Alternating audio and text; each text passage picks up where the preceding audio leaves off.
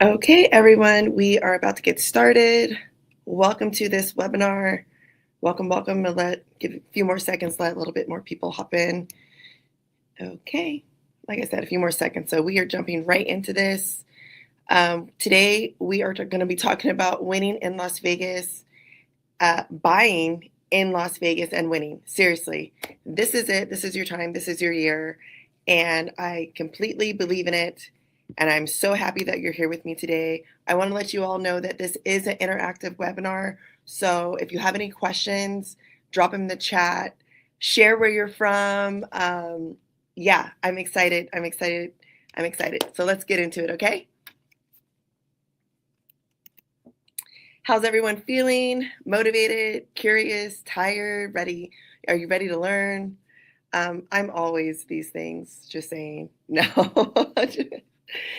No, seriously though, I'm excited to be here and to share my knowledge. I have about 20 years of knowledge stuck up in here, and I'm really excited to share it with you all, especially in today's market, because it is definitely a special one. So today we are going to be reviewing a clear step-by-step buying plan. We're going to talk about how to get financing aligned early. We're going to learn how to choose the right area for your lifestyle and budget, how to structure offers to protect money and your timeline, steps to getting approved and ready to tour with confidence. And as mentioned before, please interact with me. I really want this to be interactive. Just don't sit there. Like, if you have questions, go ahead and drop them in the chat. I know I know how I feel sometimes, and I don't always want to drop questions in the chat. You're always able to message me or send me an email. My phone number is 702-480-7730. So if you have any questions, send me a text if you don't want to drop it in the chat. And I will say, with that being said, stick with me to the end. I will be giving away something special, so stick with me, all right? A little bit about me. I am your host today. I am Jenna Montillo. I am a Las Vegas native, born and raised. I'm a UNLV marketing graduate. I've been in real estate for almost 20 years. That is insane, but it is very true. I've helped everyone from first-time homebuyers to investors to luxury investors to entrepreneurs that think they just can't do it. Like, I am here with it and all for it. I've been voted top women of real estate, top women of the year, and I was a former director for the National Association of Real Estate Brokers. That's me. All right, let's talk about what is currently going on in Vegas right now. Inventory is up over 30% since last year, which is great for buyers because you actually have more homes to look at than you did last year, which is really good. We're going to get into that a little bit later. Quick mention about rates. Okay, rates are still high compared to 2021, COVID times, but we're teeter-tottering around 6%, which historically is not bad by any means. Yes, it does limit how much money you're able, how much home you're able to purchase, but I kid you not, historically 6% is not bad at all. You agree with me? Drop it in the chat. Let me know how you feel. But what this means for buyers is you guys have negotiating power right now, lots of it. There are concessions, which concessions are when sellers are able to contribute to your closing cost, or perhaps there are repairs with the home. The seller in this market is more likely than not to share a concession with the buyers, including rate buy downs and, as mentioned about the repairs, you have inspection leverage right now. It's a great time for buyers. Buyer's roadmap. First, we're going to start off with getting financing aligned early. And what does that mean? That means, getting a pre-approval or versus a pre-qualification. And we're going to get into that. We're going to talk about what documents that you'll need, especially for all my self-employed entrepreneurs out there, gig workers out there. I am your girl because I know how it is to try to purchase a home being self-employed. It's a totally different ball game. We're going to talk about non-traditional financing and how to strengthen your file. Now, the difference between a pre-qualification and a pre-approval, I'm just going to put it blunt. Pre-qualifications are fake to me. It's literally you calling the lender and saying, hey, lender, I make $1 million a year and I have no debt. And they're going to take that information and give you a pre-qualification letter. Like there is no verification of any assets, funds, nothing. It's literally a true conversation that you're having with their lender and they provide you a letter. Now, a pre-approval is totally different and actually holds weight in the market when you're submitting an offer. And that is when a lender verifies your income, your assets, and your credit with true documentation and runs it through underwriting. So they're pretty much evaluating all your numbers, everything to see what you can actually truly afford. And at the end of the day, that is all that matters. And it holds weight when you are presenting an offer to a seller. So it's pre-approval, guys. Get the pre-approval. Now, what documents are you going to need to obtain that pre-approval? Well, you're going to need an ID. They're going to ask for your social security number. You're going to need 30 days worth of pay stubs. So however you get paid, just 30 days of pay stubs, 2 years tax returns, and 2 months of bank statements. And this includes checking and savings. And if you're using any retirement accounts to purchase your home, like for your down payment, they're going to require to see those accounts as well, just to verify that the funds are actually there. Now, what does financing look like for self-employed persons like myself? The documents required are going to be the same as a traditional pre-approval loan. However, they're going to ask you for more documentation. And this is your business tax returns. They're going to want to see your year-to-date profit and loss. They're going to see your business bank statements. Depending on what program you're using, they may ask for up to 6 months or more. They're going to see your 1099s. They may request, more than likely, they're going to request your business license or have your CPA draft a letter just verifying that you are a business. And your K-1s if you're owner of an S Corp partnership. Now, for all my people out there that are looking to purchase a home with non-traditional financing, yeah, that is me, and this is what you will need. You will need a copy of your personal and business tax returns, bank statements, investment account statements. In some cases, income verification is not even necessary. And this is why I say my people, because I'm an entrepreneur and I am self-employed. And this actually helps us so much in order to enter the space of purchasing without having to worry about all the other, I want to say nonsense. It's nonsense of traditional financing. It's kind of makes it nice. It's kind of a holistic way of looking at purchasing a home, and I am all here for it.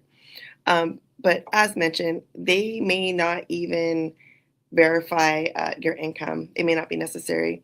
Credit scores and debt to income rates will be factored in.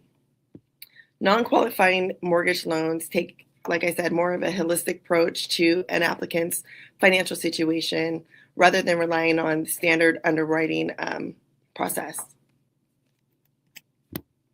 Now, how to strengthen your file when it comes to submitting for a mortgage? Well, we're going to talk about debt to income. And what is that? How much debt do you have opposed to how much income do you have coming in? And honestly, what this really comes down to is how much are you willing to plan to go ahead and lower your debt? Maybe you don't need to lower your debt. Maybe you just have to have a mortgage officer look at it and maybe not pay off everything, maybe pay off a portion of your debt to achieve whatever price point goal that you may have. Reserves. This is pretty much how much money are you going to have after the purchase of this home? How much money is going to be in the bank account still? And this goes back to saving and keeping a little nest egg, available, because honestly, you are purchasing a home. So things happen all the time. So, contracts happen all the time, job losses happen all the time. So it's really good to have a strong reserve account. Now, don't get me wrong, you are still able to purchase a home without some crazy reserve account, but we can keep that for a personal one-on-one conversation. And credit strength, or strategy, which is strength.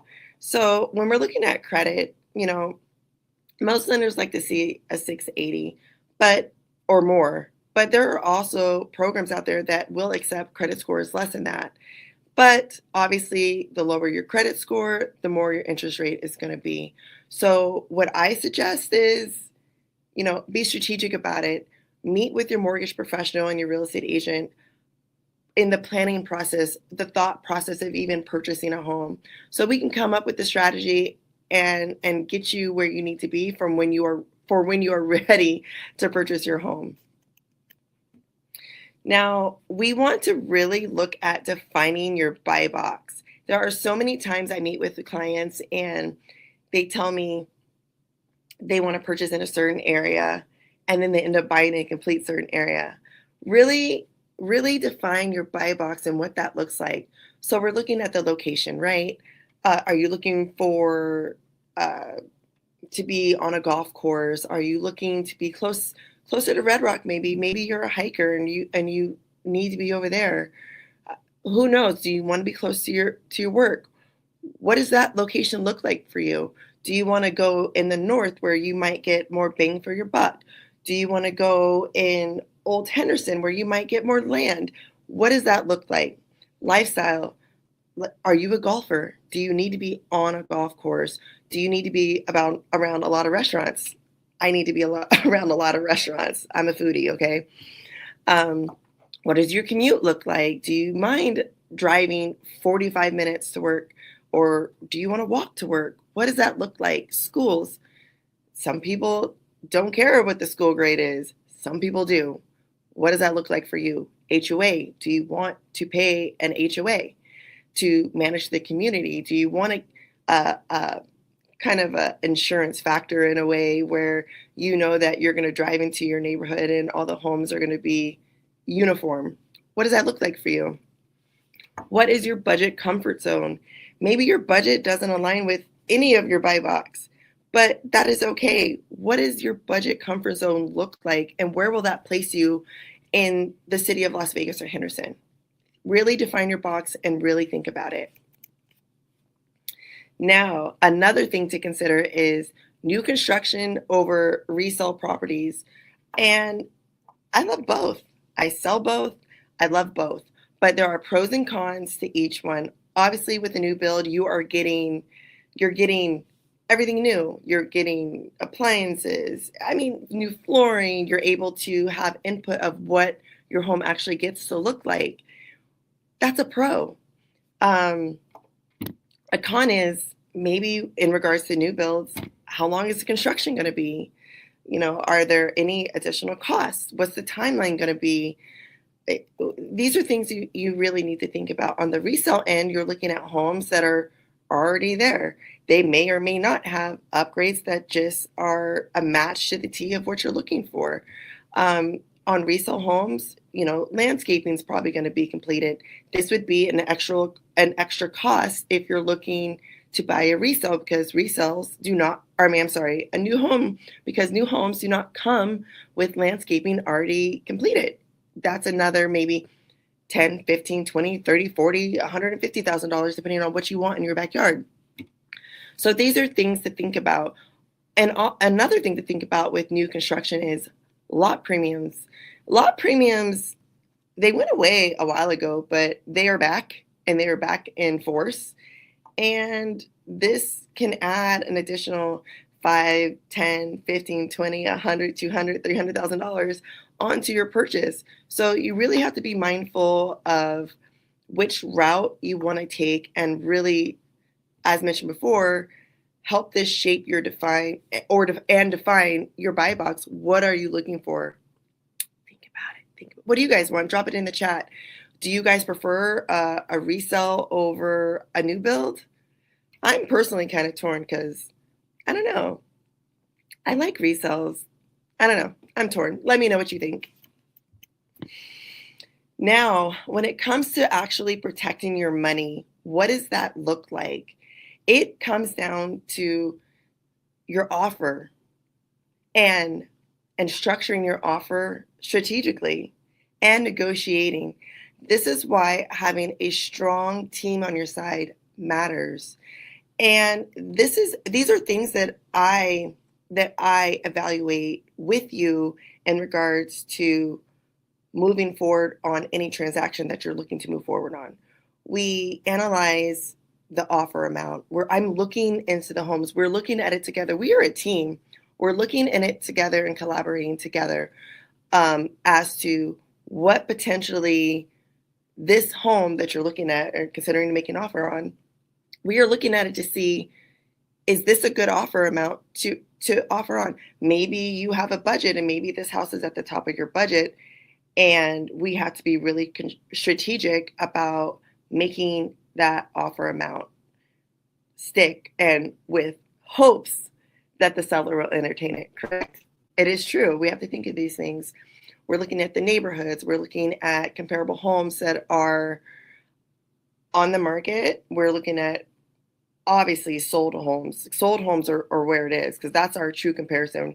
We're only looking at active homes just to give us somewhat of a basis point in looking at your competition or other homes that you may think that you might like, opposed to the one that you may want to offer on. But we're looking at these different aspects of homes within the subdivision to properly create your offer. Now, when it comes to closing costs, we're looking at your offer as a whole. Like, what does that look like? And don't get me wrong, we all want money, right? We all, if the seller can pay for it, we're going to ask. And we're probably just going to ask anyway, because especially in today's market, why not? Um, Demand is down and there's a lot of listings. So it's supply and demand, guys. But obviously, every home is different, and we have to be really strategic about asking for closing cost credits. Not saying it's not possible, but we just have to be strategic about it. We also protect your money with your inspection period. Every transaction has an inspection period. Now, don't get me wrong, there are property sellers out there that are like, oh, you can have your inspection, but I'm not fixing anything. And I like to call their bluff because 9 times out of 10, what's going to happen is a buyer will get their home inspection. Something's going to come up because all homes aren't perfect. Not even new homes are perfect. And in order to sell that home, it may need to be fixed. Or it could be, excuse me, it may be a deal breaker for you. And that is okay. But this is how we protect your money, because I don't want you purchasing something and turn around after you get the keys and walk in. Now you're another $10,000, $15,000 maybe out of pocket because the HVAC breaks. We want to have your inspection. We want to have an inspection done. I know there's a lot of savvy people out there, but this is a no-brainer, you guys. Get a home inspection. Another way that we protect your money strategically is with your appraisal period. Now, the appraisal is actually ordered by your lender, and your lender will only lend the amount of money that the appraiser says the home is worth. So let's say we have a house for $500,000 and sales in the area are at like $450,000, but you really like the house and it's really nice. We submit the offer for $500,000. It gets accepted. We're going through the process. The appraiser comes out and say, "Hey, Mr. and Mrs. Buyer, the home is only worth $480,000. Well, we put measures in place where you still have leverage and can negotiate throughout your contract what your next steps are actually going to be, right? And that means that we are able to sit there and say, hey, Mr. Seller or Mrs. Seller, the appraisal came back at $480,000. We're in contract at $500,000. Are you willing to drop down to $480,000? Do we need to meet in the middle, or do we not agree at all and have to cancel this contract? This is how we are able to protect your money. And these are all conversations that you need to be having with your agent when you're entering the space of presenting your offer or drafting your offer for a presentation. Now, I know I went through that really, really fast, and I did that because last webinar was like way too long. But do you have any questions about anything? Drop them in the chat. And like I said, if you don't like dropping questions in the chat, text me 702-480-7730, or you can even email me. It's Jenna at living-in-vegas.com. Text is obviously easier. But if you have any questions, drop in the chat and I will answer them. Any questions? You can still ask me if you don't want to drop it in the chat. So I'm going to move on. Now, as promised, I said I was going to give you, oops, I went too far. I was going to give a giveaway. So with that being said, thank you for staying with me. I am offering a $350 home inspection credit once you decide to work with me and we have a successful closing. It will be paid upon closing. So thank you for sticking with me. We kept it really short and concise today, but it was full of valuable information. So with that being said, I'm actually going to drop up in the document section my home buying pamphlet. You can go ahead and download that there. And it's pretty much a pamphlet booklet completely of what to expect when you're buying a home, especially with me. And yeah, I will also put that certificate up there as well. So what did we learn today? We learned to get financing aligned early, how to choose the right area for your lifestyle and budget. We dropped some little seeds for you to think about it, and how to structure offers to protect your money and your timeline. Now, what is next? Next up is it's time for you to set up your 15-minute complimentary call with me so I can sit down with you and we can talk about your situation and figure out what strategy, what plan works best for you. Like I said, you can download my buyer's guide up in the document section, or you can just shoot me an email or a text and let me know that you want me to send it to you and I will shoot it over to you.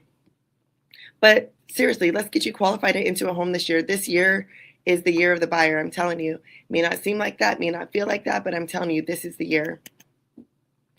Don't let today's not yet convince you it's never. Home ownership isn't reserved for the lucky. It's built by people who decide to learn the steps and ask for help and keep moving until the keys are in their hand. That is my personal quote. And I mean everything in my statement. Don't give up. I want to thank you again for your time. My name again is Jenna Montiel. Here is my contact information. Contact me any time of day. I will answer if I'm asleep. Obviously, I'll get back to you as soon as possible. But this is my contact information, and I'm so excited for your new journey. And I am here for you. So let's work together. Let's partner up and get you started, and let's work together. Until then, thank you so much again for joining this webinar. If you have any questions, like I said, you know what to do. And I will see you out in the city. Thank you guys so much.